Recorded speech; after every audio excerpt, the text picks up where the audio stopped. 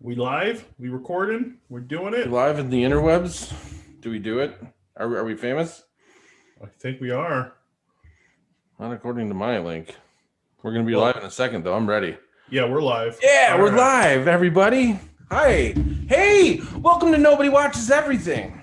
What's up? This is the live version of the show that we do on the internet. This is it. Except now the sun's out, so it's perfect. Now Sun's it's up, nobody guns out. watches. Nobody watches everything. So it's great. Yeah. Welcome to the show, you guys. Welcome to the big show. Welcome to a look inside our lives. Let's start right away by introducing ourselves, ladies and gentlemen. I am one of your hosts, Rick Matthews, and it's my honor and privilege to introduce my co-host, my partner in this horrible journey we've decided to embark upon, Mr. Clayton Williams. What Everybody, is up, everybody? there he is. I'm Clayton. This is me. That's him. That's him. So yeah, our movie. Welcome to the live show, you guys. First of all, thanks for joining us this afternoon. Yeah, Thank seriously. you for taking your time away from your busy schedules and like whatever it is you're doing out there. I hope you're enjoying a nice lunch with us. And I hope you are. I hope you're enjoying a nice late lunch, early dinner. Maybe you're on a dinner break. Maybe you went out for some drinks. Maybe you quit your job today and said the only thing that's going to get me through this downward spiral I've embarked upon is listening to two fat guys talk about the worst movie ever made. I thought that last week's episode was the worst, and this is somehow worse. No, every week is the worst movie we've ever watched, and it keeps getting worse, and I can't take it anymore. If our next movie isn't like Varsity Blues, I'm gonna lose my mind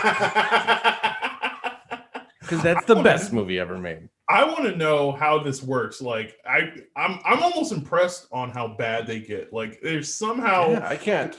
it's like a magic trick of just getting worse. It is. It's a feat. I can't believe it could happen, and I'm so proud of the universe. If that's a thing I can say. Yeah, no, I'm not proud of the universe at all. Fuck you, universe. I'm coming for you. I'm coming for the entire universe. Oh shit, you're Thanos now. I am. But also at nighttime, I'm coming on behalf of the entire universe. So that's a dirty sex joke. 2 p.m. sex jokes, not safe for work. That's Thanos. First, speaking of not safe for work, let's give this movie a proper introduction.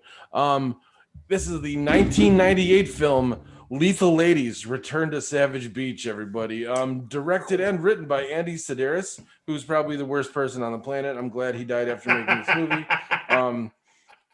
He deserved it. If you want to know what lethal stands for, because it is Lethal Ladies, it is Legion to Enforce Total Harmony and Law.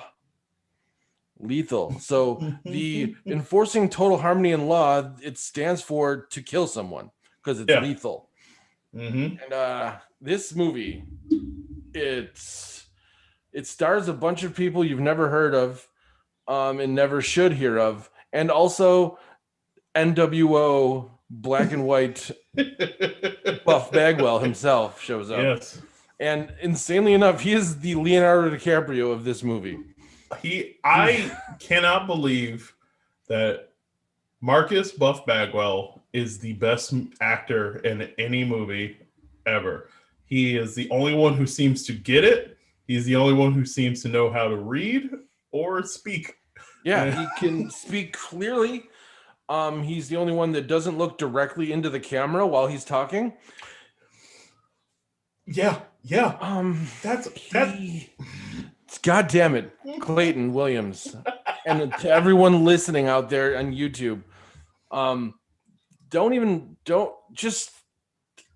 understand how the world works while this movie exists in it. It's dude. This movie is dark matter. So we watched the first one. That was actually a lot of fun. It's cheesy. It's silly. It's a classic 80s titty picture. You know how they work. They said we got to make a movie around boobs and we're going to figure it out. Okay, you made an action film. It's super weird and it's super funny. This movie, it feels like they figured out that the other movie was supposed to be funny, or they realized that people were laughing at it and they thought, you know what, we're going to get in on the joke. but they didn't know what the joke was. And this movie is a goddamn mess. It's fucking awful. The boobs are 74 times bigger in this movie than they were in the first movie. The boobs, the explosions. It is a bigger production. Like, there's definitely like explosions are nonsense. There's so many crazy explosions for things that I don't feel should explode. Like, that dirt bike had 14 tons of dynamite inside of it when they exploded the dirt bike. So we gotta get into the beginning. There's so much. Yeah, go ahead, pace us out, Clayton. Pace us out so we don't ruin everything. So the beginning of this movie starts with like a James Bond-esque theme song. That song. It is. I will say this: the music, like the songs for the movies, are the best parts of the movie. Like, it is so like cheesy and weird, and it's just like "Return to Savage Beach," and it's like, what is going on? Mysterious times on Savage Beach, bikinis and jeans. So it starts like, I'm like, all right, this is gonna be weird. They got this song. This is pretty great, and it opens with like two people. Like, this is the fucking thing. It opens with these like people standing around a TV VCR, and it's like they're trying to capture some terrorists who are trying to steal stuff from the lethal ladies, which is foolish if you ask me. I love that it's like this crazy, like, they think this is super high tech. It's just like, you just put a videotape of like computer animated, like it's so bad. And their cover for this time is that they're a relationship or a sex hotline radio station. Yeah, and that's all don't they just have like walkie-talkies to talk to each other? Like, they're giving all their secret signals out over a radio station that goes global. Yeah, and it's like, okay, I get it. You're covering it up with just like, oh, you might have to change your relationship on the outer shore or something. But it's still like, who would be just listening to this radio station in the first place? Like, in the first, is that movie, what Loveline was this whole time? Yes, Loveline. Adam Carolla and Drew actually talking to secret agents about teenagers with gonorrhea. I knew it. You cracked the code. If you're gonna touch yourself, use the North Star. It's like, okay. I think it is so weird. And like the first movie, their cover, which I don't even think they had a cover until the end of the movie, where they opened a restaurant, or they had a restaurant in the first movie. And I'm like, okay, that's fine. You all live in Hawaii and you have a state, but you're a fucking government agency. That's the crazy part about it. It's like, you don't have to hide that you're going to take out terrorists as a government agency through a sex radio station. Like, what kind of sense could you imagine if any real like military programming or any like activities were just happening to go off of Kiss 98.5, like Nicholas Pickles like, oh shit, we're gonna bomb Kuwait, but we're using like Taylor Swift song. Like, what the fuck is this? Like, it's so convoluted. Yeah, North Korea is singing to South Korea, we're never, never, never getting back together.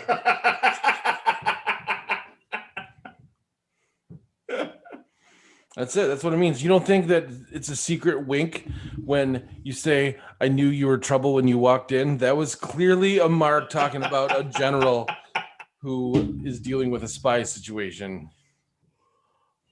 Oh man. Right, so then the movie starts, and pretty much it's downhill from there. It's once the movie starts, it doesn't get any better. It doesn't. It's just a torpedo into the ground. All right, so I don't know. The order of this movie is crazy because like my notes are they seem like they're out of order, but really this movie is just out of order. This It whole really movie is. edited out of order. It is shot out of order. The one dude is the most jacked man I've ever seen in my entire life. Are you talking about Doc, the long hair guy? Yeah. Yeah, he is. So when they introduce him, I literally was like, this guy is overly ripped. Like he's somehow he gets out of a pool. Like they introduce him by climbing out of a pool, and he is just glistening in oil. And I was like, man, you would never expect him to be wet. He was just like too jacked, and it was Yeah, the water didn't touch him. He slid right through the water like a dolphin, I think. Yeah. And he came out and he was dry. But man, this dude had muscles in places where I didn't even know that existed on a man. Like he made me feel things. I'm like, man, I need to rethink everything in my life up to this point. I was like, God damn, sir. And then he started acting. And I was like, oh, I get it. He's a robot. Because man, this dude was dumb. Every single person in this movie is the dumbest person I have ever seen. Like, there is a consistency where everyone is the exact same level of bad actor except for Buff Bagwell. Like, he was so good in this movie. He has he has personality. He's having a good time, and then every other person, and every time a person had to give out a line, because there are so many just monologues of people just having to read out. I was so proud for all these these androids or whatever the fuck they are, because it seemed like it was so hard to say that many words in order. Like it was just like like you could see sweat pouring down their faces from the memory it took to just say these lines about there's a computer chip, and then we got to go to a beach, and then there's a boat. But I don't know what the boat is. They probably had to do so many reshoots on so many things. Because how many takes does it take? And this movie isn't even like the sequel to the movie the first Savage Beach. Apparently there was like 7 movies in between Savage Beach and this one. Right. This is just the first one they called Savage Beach again. They were flashing back to shit that I didn't remember. Yeah, they cut. So Buff Bagwell's character is from a movie called The Way of the Warrior or some shit. And he's dressed like the ultimate warrior in that movie, which is just a next level, like, what the fuck? Day of the Warrior. That's the name of that movie. And it's like, this movie has this many fucking like sequels, and they're all just this is a whole universe. This is like the Marvel universe, but for people that had severe head injuries. Giant boobs, severe head injuries. It's like the bigger the head injury, the bigger the boobs, the bigger the muscles, the bigger the role in this movie. Like, yeah. Like, I just stopped wearing a helmet. You're in. Yeah. Come on. Like, it is nuts. Like, everyone has code names, but it doesn't make sense. Really bad code names, I might add. There's Cobra, Doc, Tiger, Willow Black. Willow Black. I think that's just her real name. Oh, I have a lot to say about this one because I did some research on her on Julie Strain. On Julie Strain, and boy, is it depressing. But did she just die this year? Yes, she did. Oh, she died on my dad's birthday. Oh my God. All right, so we're already going to just talk about it. So let's jump in. Well, looking up Julie Strain, so last year, the same month, it was almost a year to the day, they claimed that she had died last year, and she didn't. She had she had fallen off a horse years ago or whatever, because she does like stunts, and she had fallen off a horse, and she was suffering from dementia from that injury like years later. Oh. And they said she died last year, and then she dies a year later, almost to the exact date that they said she died. Like, what the fuck is going? Like, that is insanity. And this movie is just full of weird fucking people who only have worked in this movie. And I was just like, man, that is a deep, dark thing to happen to this stupid ass movie about titty agents and espionage. Oh, that's nuts to me. The whole thing is crazy to me, because at first I thought the coolest thing about this was that, like, the guy that's like acting with her in this scene, he's got a really weird name. it's played by Kevin Eastman.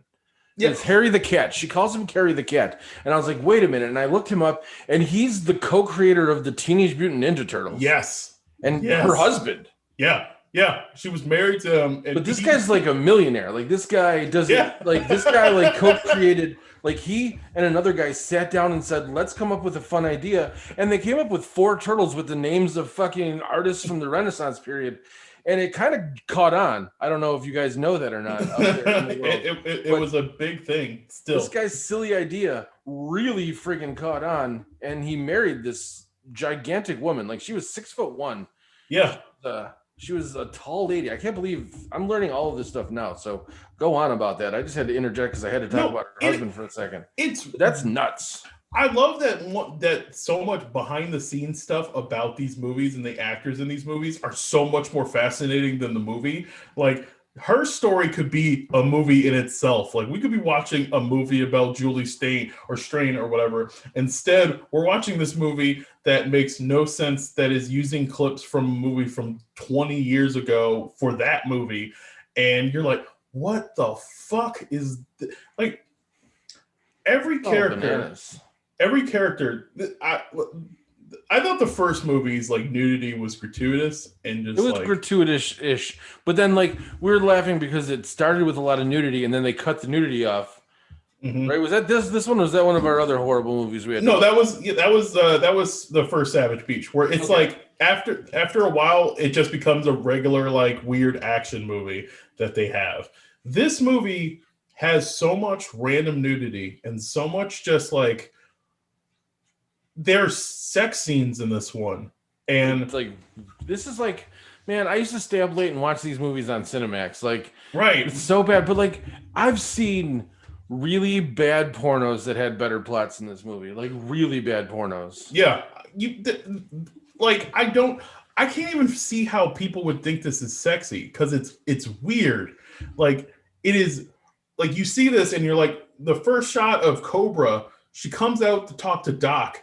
And she just pulls her titties out and she's like this, I gotta go somewhere. Pulls her titties out and then puts on a dress shirt and then comes right back and then does it again, or she works as a stripper. So it was like, that's her cover. Yeah, she's a stripper. Her cover's a stripper. Like, so I was like, why did you just get naked? Like, what just happened? Like, why did the fact that I said that so much in this movie of just like, why did this person just get naked? Like, one of the people who turns out to be like a secret agent, you think she's a villain in the movie. Everybody in this movie has a surprise. There's so many twists, and like first time you see her, she is completely naked in a hotel room. She has a pizza box for like a heating up a pizza, and she puts on this like red patent leather outfit. I read about that outfit. She brought that from home. Of course she did. Of course she did. That was her outfit. That was just her outfit. That was in the trivia for this movie. I read that that outfit she put on was just her outfit from home. I believe that because none of this stuff makes any sense for what they're wearing. Like there's a lot of just like weird leather in the movie that just is like, what the fuck? Especially for jungle activities, like it is insane. But she puts on this red outfit in rollerblades. And Pause. I apologize. The red leather outfit that Sophia's seen wearing when she's rollerblading is actually from Julia Strain's wardrobe collection. Oh, that was Julia Strain's outfit. Bad. Julia Strain is the MVP of this movie silently.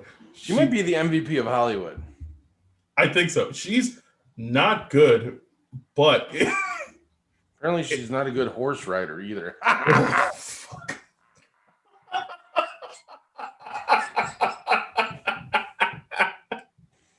I love that her story is so similar in ways to Christopher Reeves, as she's just like, because she got everything she got because of a superhero. Yeah, she didn't write, and like married a comic book artist and became a hero and then died from it. We're talking a lot of shit about Julia Strain, even though she brought the red leather outfit to the table. And you know what? I apologize, Julie. You did what you could. This is somebody's mom. I feel like a dick now. Like, I feel bad for this kid, whoever her child is, because of this movie. I feel bad when someone's like, "Who are your parents?" Yo, my dad created Ninja Turtles. What? Who's your mom? Yo, have you ever seen Ninja Turtles? Yeah, what did your mom do? Like, I'm telling you, Ninja Turtles is the best. I grew up. You're like, okay, we get it. You don't want to talk. Also, it is so like cliche for like some nerd ass comic book writer to marry this type of just like playboy penthouse type of person who's just like, yeah, I Of want course to he did. yeah, of course. He's like, I am now a millionaire. I'm going to marry the biggest, fakest titted woman I've ever met. She's going to The be biggest, fakest titted woman in the world. That's actually what she's billed as. That's what she used to perform at carnivals as the biggest, fakest titted in the like. I don't feel like he's tall. Like Kevin Eastman doesn't look tall, and like he's like, yeah, I'm gonna walk around with this statuesque woman who looks like She-Hulk a little bit, and A little bit, yeah, for sure. Like if she was green, full on She-Hulk. It is so wild. Anyways, moving on from Julia Strain and that. Okay, so yes, this chick makes these people who work for this government agency that's supposedly elite. She just walks in the front door and says, "Hey, I'm handing out pizza samples. Try my ginger ale." And these people take these clearly empty cups and then pass out immediately. Yeah, she put pills into it. They weren't even pills. They look like folded up pieces of paper. Right. And like it's so weird. And like, first of all, she shows up in a government building wearing that outfit, and no one goes, what the fuck is happening? Like, this is. She says, "I opened the pizza place downstairs." These people don't know there's not a pizza place in their building. They don't know that there's not a pizza place in this building that also just happens to have like stripper on rollerblades who deliver. Like, if I would have eaten at that place 4 times by the time she showed up with free pizza samples. I would have been like, "Oh, I know, lady. I know." There have been restaurants that open here that you're going like, oh shit, they have an arcade? Yeah. Like that's the lowest level of like excitement that people are willing. They're like, a bar has an arcade? I'm totally going. You mean to tell me there's a stripper pizza place that people are on rollerblades and not a single person was like, yeah, I've been there. Like it in 98 when they didn't even have the same type of like, come on, you would have known about this. Like this, it's suspicious as shit. She drugs all these people. Then she steals a floppy disk that shows where the location of Savage Beach is, and it's the exact same footage from the first Savage Beach movie. That it's so like dumb. It's so dumb. Fuck, it's so dumb. It, like she steals this floppy disk. I don't know, like for whatever reason, so they can get the Filipino gold, and then you just see the team who, again, they cut to the Cobra chick at her strip club that she works at undercover, and it's just a scene of her stripping. It's just an excuse to get her naked again. That's all it is. That's it. And it's so, which, by the way, there's too many Julies in this movie because I think her name is Julia or Julia, like the actress who plays Cobra. Julia K. Julia Gulia.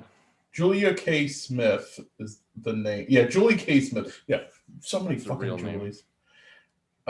And she has the distinction of being one of the few women who has been both in Playboy and Penthouse, which blows my mind that is a rare breed of women or like a group where they were just like, there's only 4 women apparently who have been in both Playboy and Penthouse, and I'm like, do you have contracts for this? Like, I'm sorry, is someone going to be like, you can't show your titties in this one mag. You got to only stay on mine. Like, I don't, what are you talking? Yeah, I don't think it matters. That's not an achievement. I think that is fucking stupid.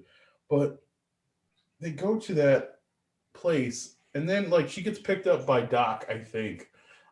Doc, let's talk about him a little bit more. Yes. Doc is great. His name is played by Paul Logan, who is even Buff Bagwell apparently said that he's the most physically fit person he's ever met aside from Lex Luger. Yeah, I'm so glad that that we're not crazy for just how shocking he is and like how ripped he is, because it is. Now we know how bad of an actor he is. Would you like to hear some facts about Paul Logan? I would love to hear some facts about Here's Paul some Paul Logan. Logan. He's a black belt in Okinawa Goju Ryu karate, which you could kind of see that in the way he was fighting. You know what I mean? Like he wasn't just like doing it all weird. Yeah. Here's the fun facts. He graduated from SUNY Purchase, which is a good school, as a biochem major. And then he went to attend chiropractic school in Los Angeles. And then he took a leave of absence and became an actor and never looked back. All right. This dude, He's smart? Somehow. This is the exact same thing that happened with Dolph Lundgren. It is. Only different. It's very similar. Like, I don't know what it is about these like super ripped genius blonde dudes who are just like, I'm going to leave academics. And I get it, because if you're going to be humongous and cut up, then fucking be an actor or whatever. But like, if you're one's leaving biochemistry and the other one's leaving like rocket science, like legit, Dolph Lundgren is a rocket scientist from MIT, and it's like, what the fuck is up with these people? And they're not from the same place. I think Paul Logan is from New Jersey. Yeah. That's so weird to me.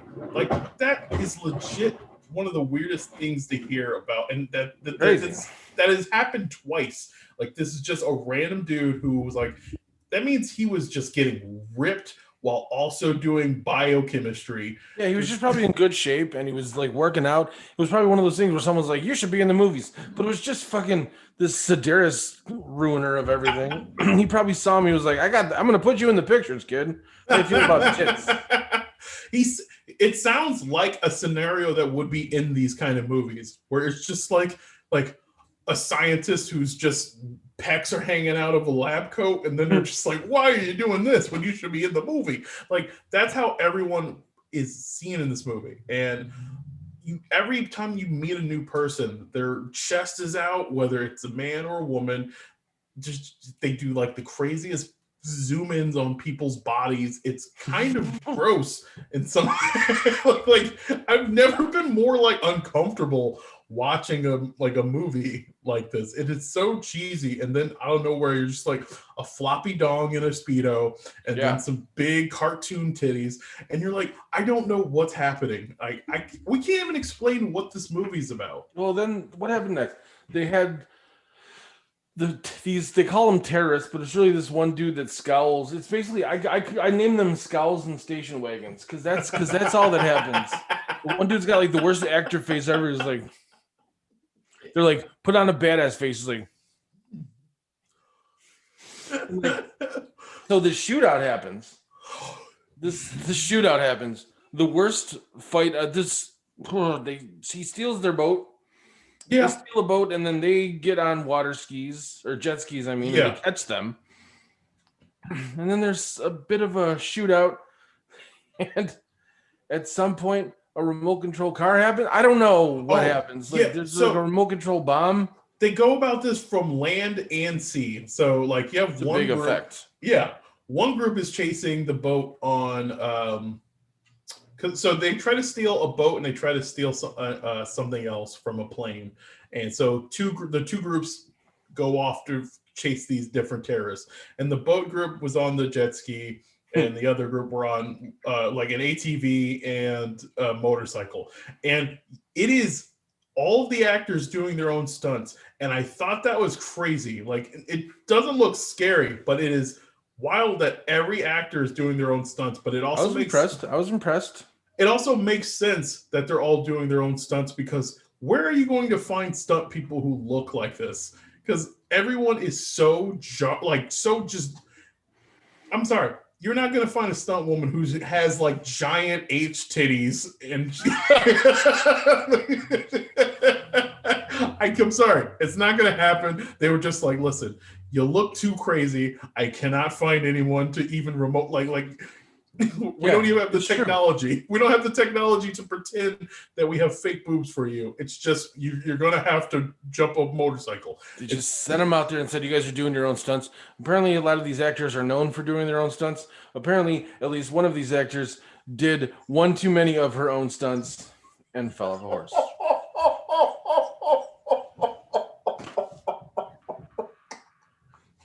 R.I.P. Julie Straight. Once again, your legacy lives on through this movie. I'm coming at her, whore.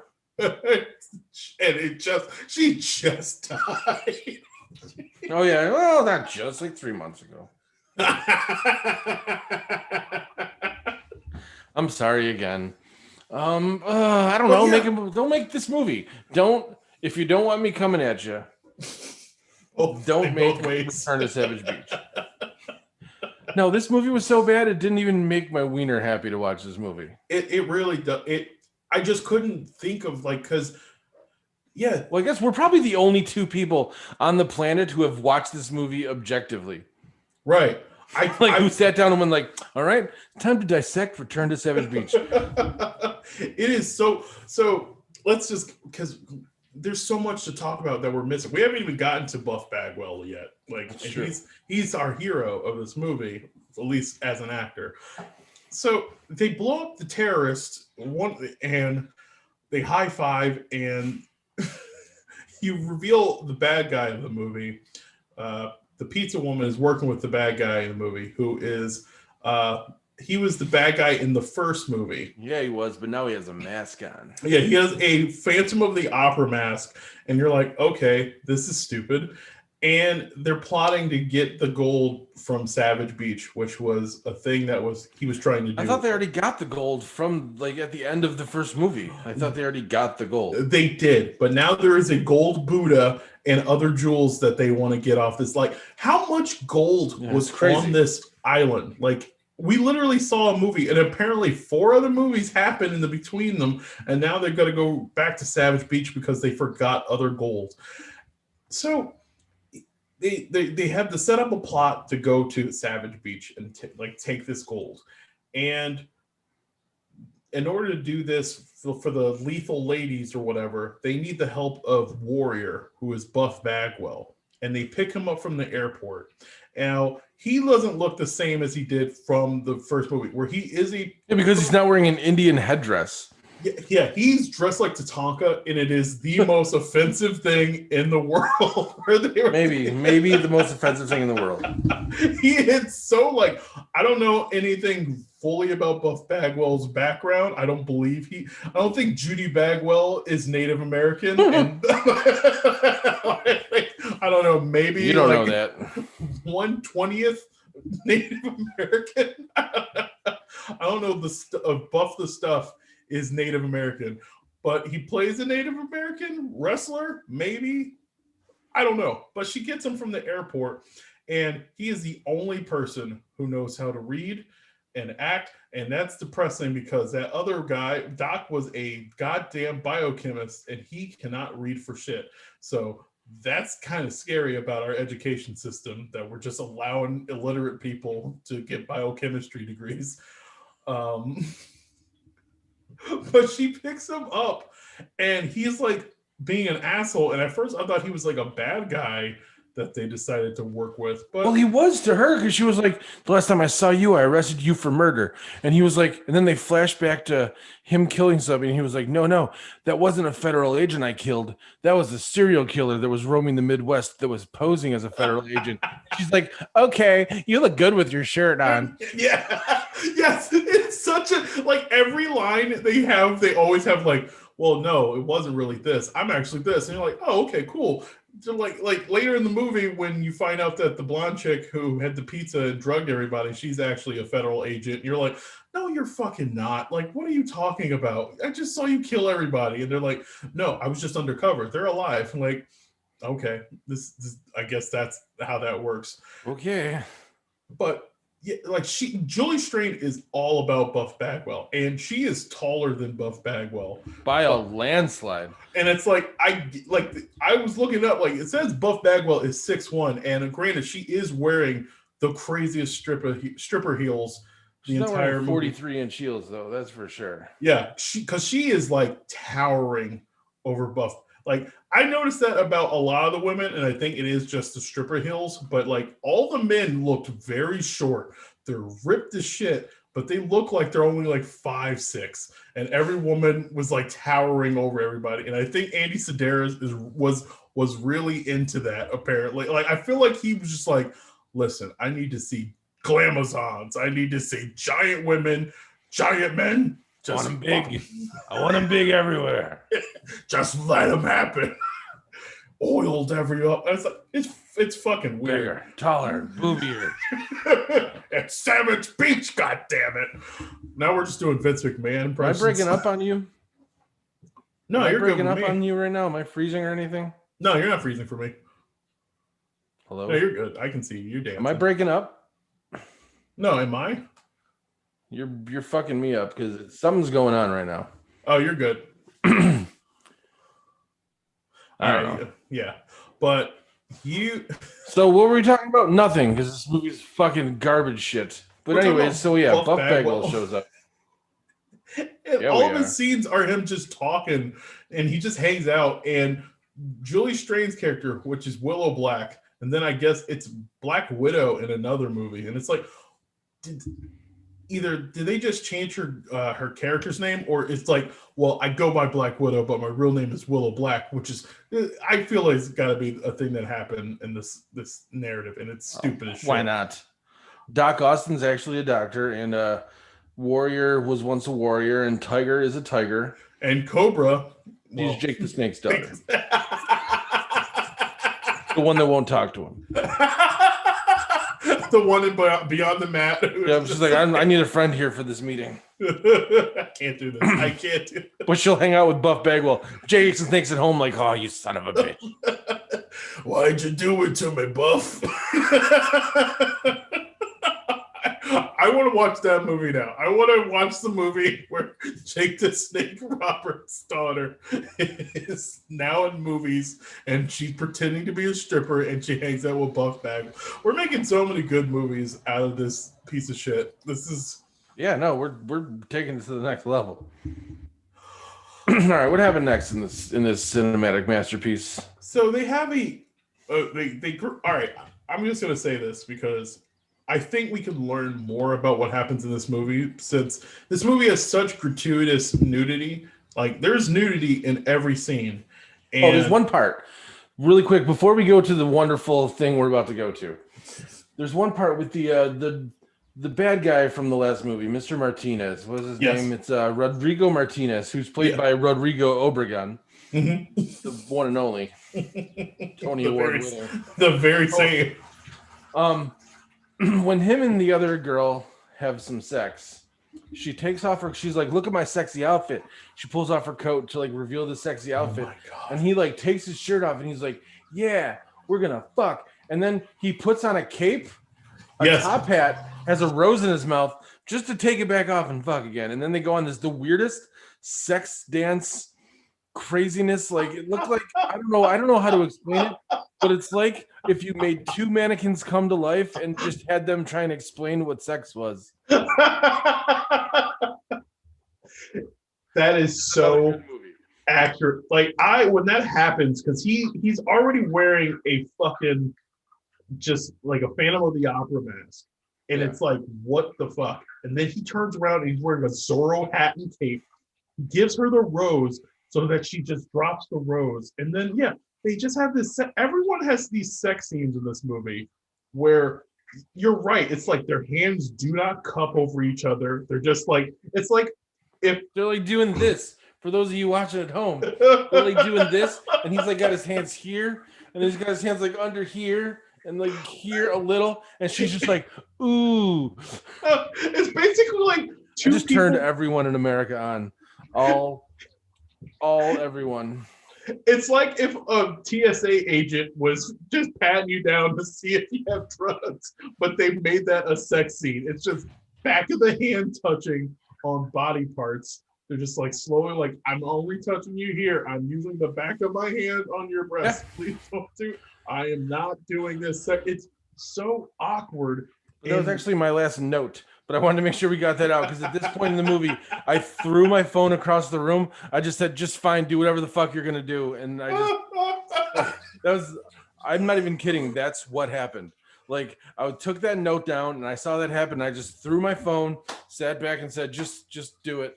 Just whatever this movie was gonna, whatever's gonna happen, happen." I resigned myself. I basically showed this movie my ass like a dog that gave up, and I presented to the movie and said, "Fucking do it." It's so weird. Like I can't even. If only there was a parental guide to this movie. I'm glad you brought that up because segue. Seeing that most of the movies that we've reviewed, there's been like a unifying element of the parental guidance section of IMDb has been very weird. And this one takes the cake as the person, whoever put this out there, reviews the entire movie based off of sexual scenes and nudity. Because they did a great job. They do a fantastic job, and it is so weird. And I think that whoever this person is a true hero, because I feel like we would have missed out on so much of the movie without these tales. Like starting off, this section begins with one of the best descriptions I've read in a while. The women appear to have negotiated a bulk rate for the surgeon who inserted the largest breast implants their skins could cover. Cheaper by the dozen? Already amazing. Nailed it from the get-go. Because that's a thing that I also just noticed is that none of the boob jobs are good in this movie. Not even kind of good. They're so big and so hard and odd and pointed. It is aggressive. Like everyone looks like they have nipples with gumdrops, like or elbows with gumdrops on them. That's how they're just big, floppy footballs on their bodies. It's nuts.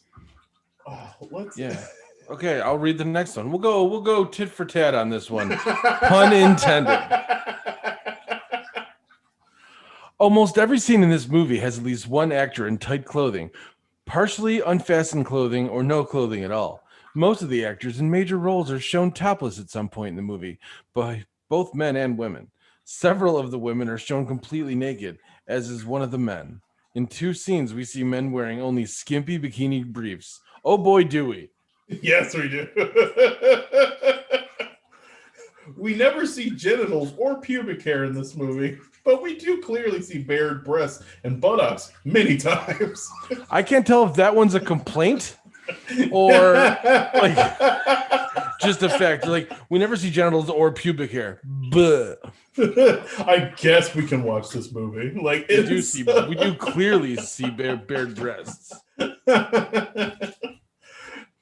The opening scene is an underwater shot in the ocean where we see a swimming woman clad in a skimpy thong bikini. We see much of her breasts and buttocks in this and subsequent scenes before she changes out of the bikini.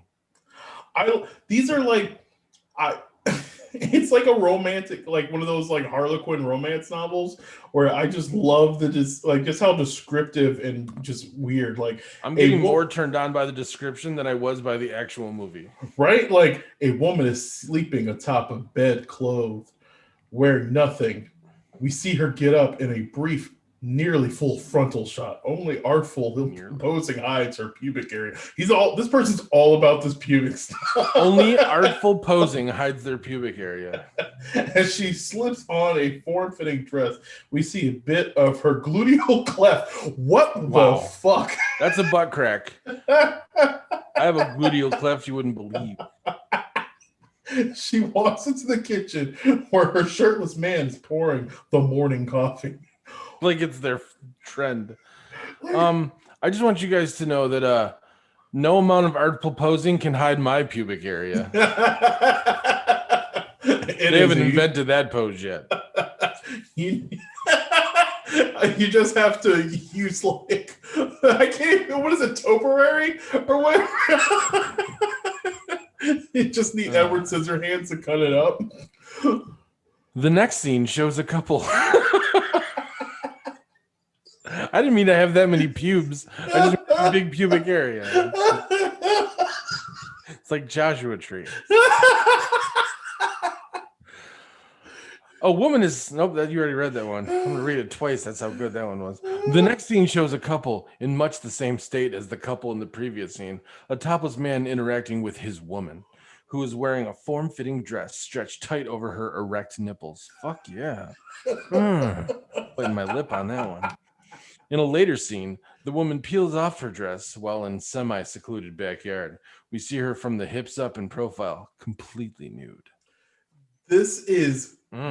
I want to know who wrote this, because this is whatever the movie was supposed to be. This is I feel like Blanche Devereaux. I was like, my lord, you're giving me the vapors. This is selling it. This is it. Yeah. Wow. The next scene opens with a woman facing the camera while halfway through the process of putting on her wetsuit, her bared upper body quite visible as she wiggles her shoulders into the garment and zips it up. Her man enters the scene wearing only a pair of bikini briefs. He also slips into a wetsuit. Both actors leave the wetsuits partially unzipped, showing plenty of cleavage, pecs, respectively. Like cleavage and respectfully. I must add. A woman emerges from the hotel shower. Wait. Yep. Did I skip one? Nope. No. A woman emerges from the hotel shower, toweling off, her breasts clearly visible as she walks towards the camera. As the woman is wearing thong panties, we see her buttocks in the mirror she is walking away from. She slips into a skimpy vinyl outfit that shows midriff, bared arms, and lots of cleavage. She bends over several times in this and later scenes, giving the camera good looks down her cleavage. This is wild. This is a woman in a topless club pole dances while wearing a bikini, her nipples clearly visible through the top's fabric. She soon removes her top, then proceeds to squeeze and wiggle her breasts. Wiggle, wiggle, wiggle. Wiggle, wiggle, wiggle. She does the truffle shuffle with her breasts. Yeah. This only takes us about a third way through the movie. The rest of the movie follows the same pattern. In nearly every scene, at least one person is displaying rather more skin than is typically shown in a mainstream movie. And that's lazy writing. That person. They did so good, and then they're like, you know what? Fuck it. I can't keep writing this. I cannot keep writing. Because they expected the first Savage Beach. Yeah. They didn't know what they were getting into. That it's all just nudity. And this is the final paragraph of this entire section. There is only one scene following this point that expands the scope of the nudity and sex as seen in the movie to this point. In a fireside lovemaking scene, we see a man and a woman completely nude, mostly in profile and from behind, but careful camera work, artful posing, and precise control of the shadows allow some partial turns toward the camera without displaying any, you guessed it, pubic areas. The scene progresses from kissing and caressing to the thrust of faux intercourse. Faux intercourse. This section right here, I don't know it's faux. If you can't see pubic region, they could have very well been just fucking. Judging by how high people's bodies are, I hope they're not fucking. Otherwise, their genitals are in the middle of their stomachs. I don't know what kind of surgeries they've been through. The implants were the only things they changed. I mean, her genital, she might have gone for that belly button to butthole realignment vagina.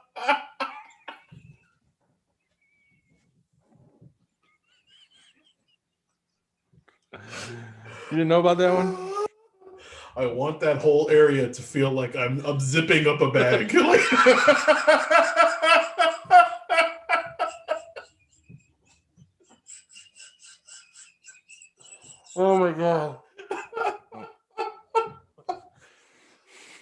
I love that there's My so husband much... wanted me to get this. He calls it the Krang.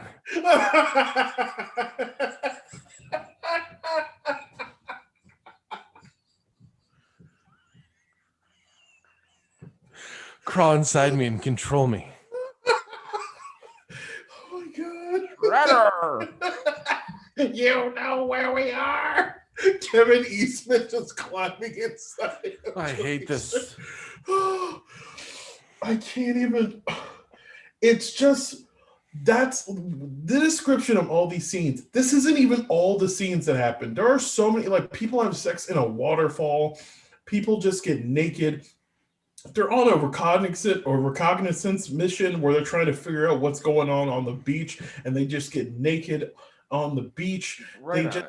There's so much random nudity that happens in this movie, and it becomes this thing where it's like, I can't even think of myself as like a teenage boy thinking this was cool. Like, this is clearly that kind of, and it's very clear that Andy Sedaris was not going to be able to finish this, like, make this movie without all these, like, these titty scenes. Like, because even at the end of the movie where they've handled the business, they figure it out, they've saved the day. There's a bomb on the beach that they didn't know about, and like one of the characters has a medallion, and he gets shot, and the medallion gets shot. Yeah. All right, this scene. It's a gold medallion. Gold cannot stop a bullet. No. Let's just get scientific about it. The doc should have known that. It saves his life, though he is gushing blood. Like, it did not. But there's no hole. But there's no anything. Like, he's just bleeding from, I don't know, the impact of getting shot, and it bruises him so much that he bleeds out. Well, it shot him in the sternum, which is directly above his new penis. So it's sensitive skin. I get it. Yeah, so he just had surgery. But in the scene, they're supposed to use this medallion that he's been wearing the entire movie to stop a bomb. And they have to file it down. And I was like, I cannot believe we're watching this, where it's a real-time scene of a bomb counting down from 2 minutes. And the bomb doesn't shut the fuck up the entire time. Like, the bomb's just like, you better get away. There's going to be it goes from a 2-mile to a 14-mile blast range. Like, you better get out of here. It's like, yo, nobody can go 2 miles or can go 14 miles in 2 minutes. So you might as well just do it. Just detonate it. Just we'll be dead. It's like, you gotta go. Stop it. I'm telling you, you got like 30 seconds. And they're like, we've got 30 seconds. Like, it's a real-time countdown while they try to shave and file down this medallion that has a bullet in it so it fits into this hole so they can turn off the bomb. I'm surprised they didn't stop to bang halfway through, to be honest with you. I feel like they did, because that's what happens when, like, right after that, Cobra and Doc go over to, like, they're like, oh man, we gotta go over here now. And then Cobra is talking to Doc, and Doc just freezes, and she's like, oh, you're fantasizing over there? And he's like, well, you know. And then it cuts to this fantasy of Doc showing up to the strip club from the beginning of the movie, and he's dressed as a burglar. And this movie had 7 endings. Oh my God. And they comment on it. Not only do they comment on it, we'll get to that in a second, but like, the mask. Can we talk about the mask? All right. Yeah, we can skip the crazy sex scene with Doc and Cobra, which is just a fantasy that he has on the beach. So they go to take down the bad guy, Rodrigo Martinez. And they're all wearing like prom dresses or something. Like, I don't know what they were dressed up for, but they all show up to take him down. And they take off his Phantom of the Opera mask, and it reveals that his face has no burn on it. They explain because in the first movie he gets blown up, so they're already surprised that he survived, and he finds a way to get back on land, and he's healed. But it turns out, in the craziest, most unnecessary twist I've ever seen, they pull off his mask, Scooby-Doo style, like just straight up pull off his face to reveal that it is his nephew and not the real Rodrigo Martinez. His Asian nephew, mind you. Like Rodrigo Like Obregon, he's just not an Asian man. like I know they're Filipino, but at the same But time, there's no relation. there's no relation to these two actors. Like they don't look anything alike. And it's revealed that the nephew shot and killed the uncle and was taking over his life and wanted to steal the Filipino gold that Japan had stolen in the first Savage Beach movie. But then, in just another crazy ass moment, the real Rodrigo Martinez shows up and he says, "Yes, my nephew shot me, but I had a bulletproof vest on. That's why I'm not dead. I'm also good now, and I've been trying to get this gold to take back to the Philippines." That's how it happened. And he's Colombian, by the way. Yeah, and the one chick, she's like, "How many endings are in this thing?" I think she didn't know the cameras were rolling. She was like, "What is happening?" I laughed so hard at that because it was legitimately like a moment where a person realized something was wrong and you caught it on tape. It was just like, what the fuck is happening? Like, is this movie over? Please say this movie is over. And good Lord, it is. And then the closing music for the movie. Oh my God, fuck, I forgot. I turned it off halfway through because I wanted to cut myself like a teenager. Like it was... The movie, the closing theme is like, which ending is which ending in the movie? It is Savage Beach. Return to Savage Beach. I was like, this is incredible. Yeah. Like, wow. This was the director's final movie. He died not long after this movie was made. He might have died because this movie was made. They killed him to stop him from ever making another. Well, it was his final movie, but it came out in 98. It said he came out right before he died, but it says he died in 2007. So I don't know what the fuck happened between 98 and 2007, but it took him a while to die, probably because of all the endings. What is it about people in this movie or dealing with this movie that have been reported to die earlier and then have died later? Yeah. So I guess we're going to have to watch Day of the Warrior next, or we're just going to quit this podcast. I think we might have to watch Day of the Warrior. I don't know. Well, the next time we got to do a live one, maybe we'll watch Day of the Warrior. Julia Strain's in that one. It's Willow Black again. God, the cover for this that movie. one. They're all in that movie. Everyone's back in that movie. We should have Yeah. watched that first. We didn't do enough research. We didn't, because when you see a movie that's called Return to Savage Beach, you assume that it is the only sequel to Savage Beach and not the 14 other movies that are in the same universe. Like, That's our fault. That's our fault for not being good enough film aficionados to know better. it's not it's like people complain about the Marvel Cinematic Universe and they're like, which movie should I have to see? Like, at the end of the day, you know that these movies are all related because they all have Iron Man or one of the many characters that we know. So it's not that hard. This, I didn't even fucking know Buff Bagwell was in more than one of these movies until this movie. Yeah. So I guess being nice like we always are, the one good thing I'll say about this movie is Buff Bagwell can act better than a bunch of idiots. Yeah. Buff Bagwell puts his acting hat on. I can't even, like, he tries. I think he gets it. I think because he's a wrestler and he's kind of used to some of the silly shit. Because this is peak WCW era. Like, I was very surprised that they let him make this movie. But then WCW didn't give a fuck about anything back then. But I was like, holy shit, this movie was made when the should have brought Big Papa Pump out. Go at it on the beach.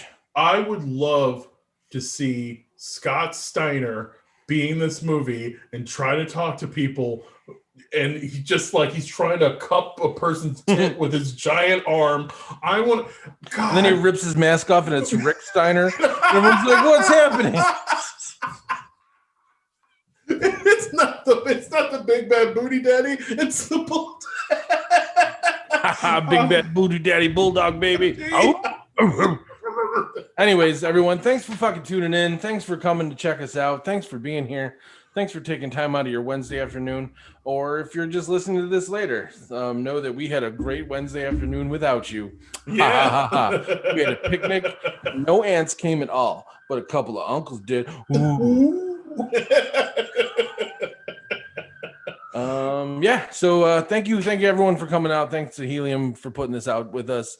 Thanks for listening. Check out all our other social medias. We got a new episode coming out in 2 days with our good friend Mr. Sean Murphy's on that one, where we're watching the movie Maniac, which we're not going to give away any spoilers, but it's not good. And it's better than this, though. Everything's better than this. Yeah. I've lost relatives, and it's been a better experience than this movie.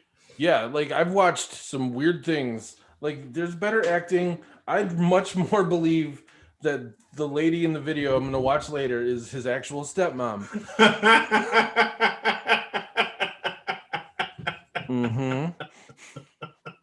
And all right, you guys have a great day. Thanks for tuning in.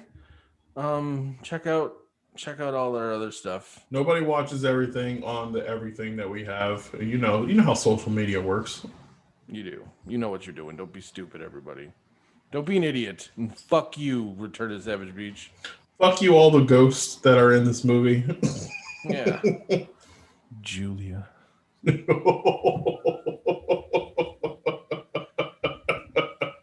thank you for the Ninja Turtles, Kevin Eastman. Thank you, Kevin.